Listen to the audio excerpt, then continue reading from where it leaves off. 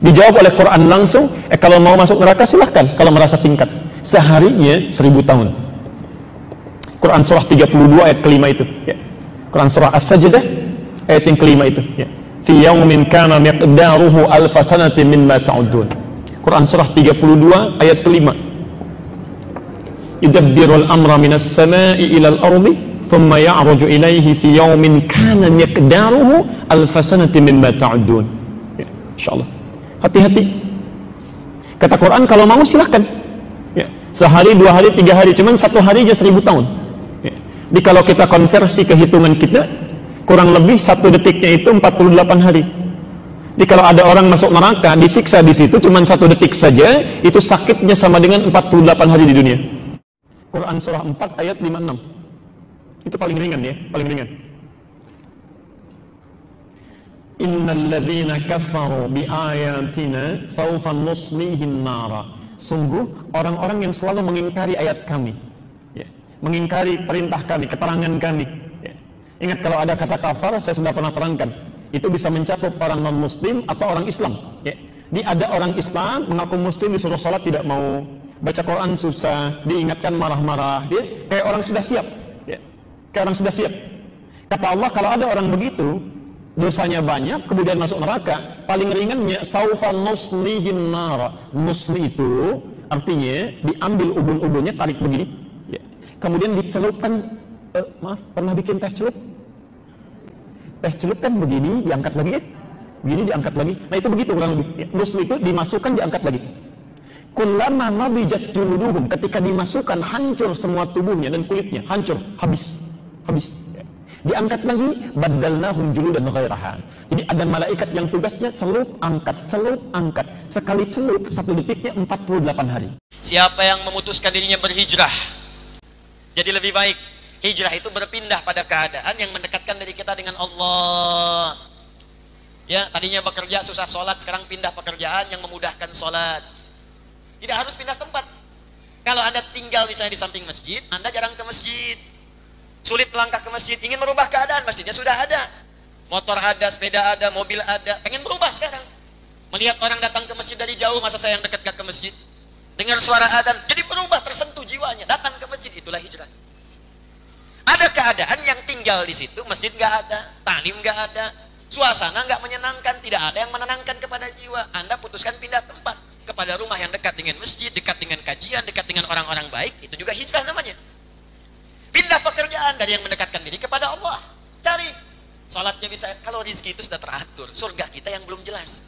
Kata Allah melalui lisan Nabi SAW, setiap kalian sebelum terlahir akan dihimpun di perut ibundanya.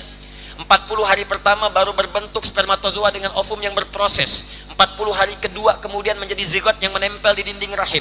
40 hari ketiga berbentuk mudirah, mulai ada seperti daging sekratan.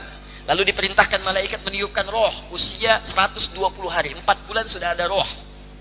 Kemudian ditiupkan rohnya, wa yu'maru bikatbi arba'in, diperintahkan malaikat menuliskan, menetapkan 4 hal. Dari 4 ini, 2 pertama disebutkan bikatbi rizqihi wa ajalihi, rizki dan ajalnya. Rizki bersanding dengan kematian. Jadi kalau orang belum meninggal, rizki akan diberikan. Makanya sifat rizki sama dengan kematian, sama-sama ghaib.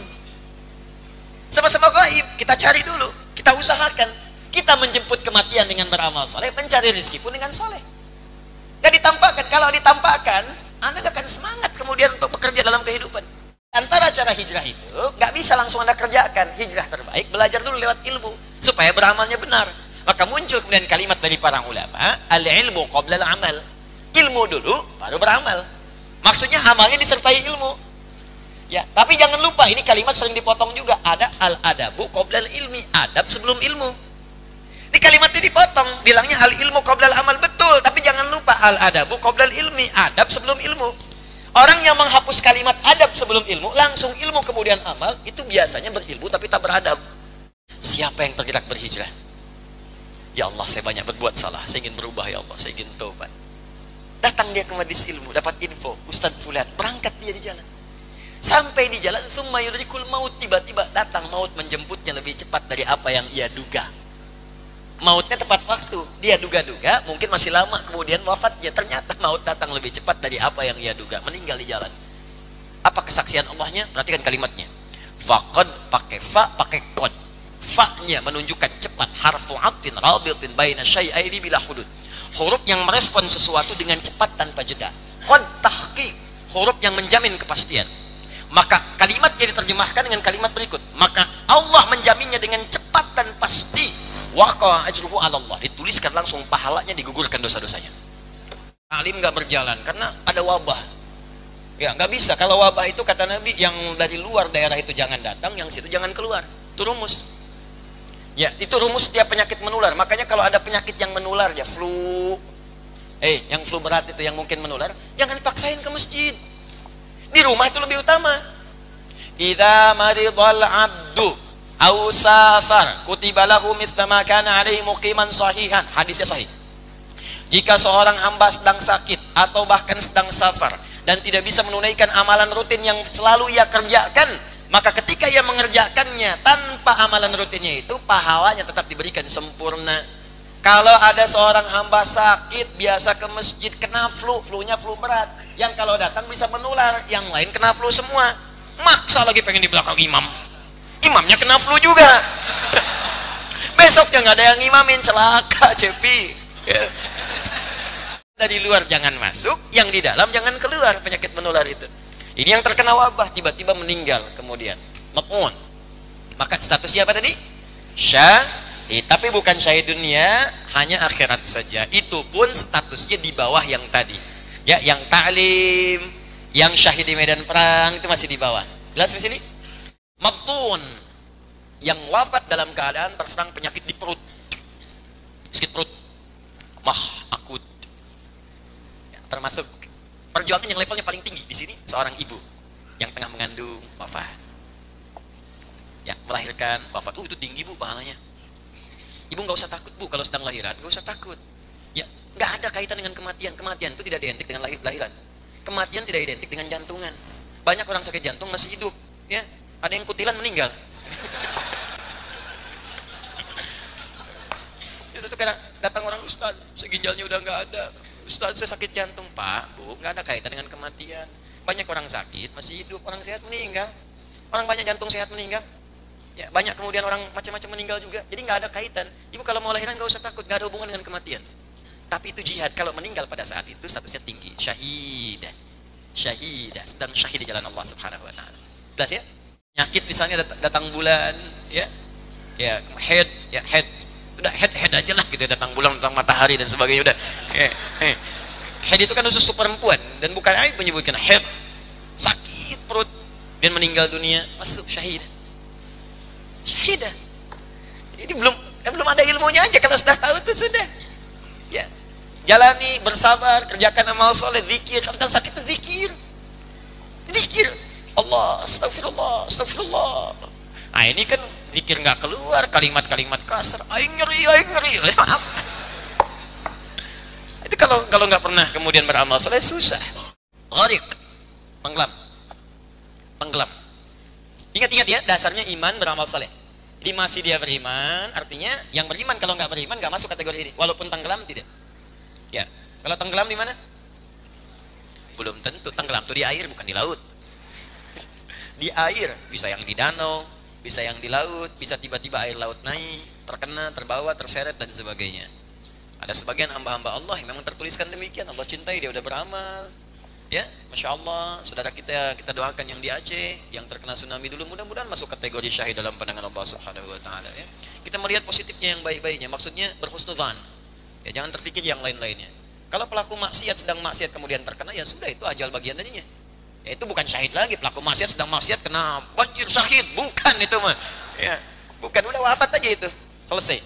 Ya, tapi orang-orang yang sedang beriman, beramal saleh, mengerjakan sesuatu yang baik-baik, yang tidak sedang maksiat, sahibul hadmi, yang tertimpa bangunan, runtuhan. Ya. Tapi dengan cara, awas hati-hati, yang tidak direncanakan. Memang tertimpa saja. Yang udah miring nih, yang lampu. Ya, sengaja di situ. Angin sedang kencang. Ngapain? Syahid. Wah.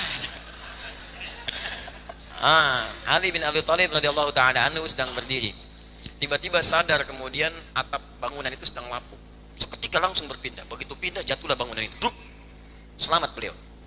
Kata seorang di sampingnya, Ali, kenapa engkau menghindar dari takdir terkena bangunan itu? Kata Ali, saya berpindah dari takdir yang satu ke takdir yang lain. Maksudnya mengajari orang ini ya bahwa kita diberi kemampuan oleh Allah untuk melihat keadaan. Kalau memang ada yang berbahaya, pindah. Jelas ya? Nah, ini bukan ditungguin. Tsunami datang, syahid. Timpa oleh bangunan gempa ini kisah nyata. Kemudian saat tertimpa itu, pertama dia minta selamatkan dulu temannya dulu. Kawan saya tolong keluarkan dulu katanya. Sudah diambil kemudian kawannya. Yang kedua, ini yang paling menarik. Karena ini yang paling berat, harus menggunakan alat yang spesial, khusus. Alatnya belum tiba. Apa yang dia katakan? Tolong mushaf saya. Mushaf saya. Dia pegang mushaf, jadi selamatkan mushaf dia. Yang dia baca, yang membantu, yang menghafal Quran sampai khatam, yang mengangkat derajatnya, tolong mushaf saya. Dan saat kemudian alat itu tiba, dia wafat dengan izin Allah Subhanahu wa taala dengan pelukan mushaf di tangannya. Anda bayangkan, ada penghafal Quran yang wafat dalam keadaan tertimpa, dia syahid, dia disolatkan, dimandikan seperti umumnya, tapi statusnya bukan sekedar syahid. Syahid dalam pandangan Allah dengan status sebagai ahli Quran. Ada yang menutup hijab perempuan, tutup dengan sempurna, terkena banjir. Bayangkan, wafatnya syahid di sisi Allah, dunianya orang menyebut biasa, syahid di sisi Allah, dan kemuliaannya ditemukan mayatnya setelah beberapa hari tapi tidak membusuk, keluar bau harum di tubuhnya, dan Allahu Akbar, banjir yang memutar-mutar dirinya itu tidak pernah membuka auratnya. Wafat beberapa hari, jasadnya utuh, baunya harum, dan Allahu Akbar, demi Allah, auratnya tidak terbuka, tertutup. Orang kena banjir itu kan macam-macam kena, tersingkap, kena macam ini, tertutup.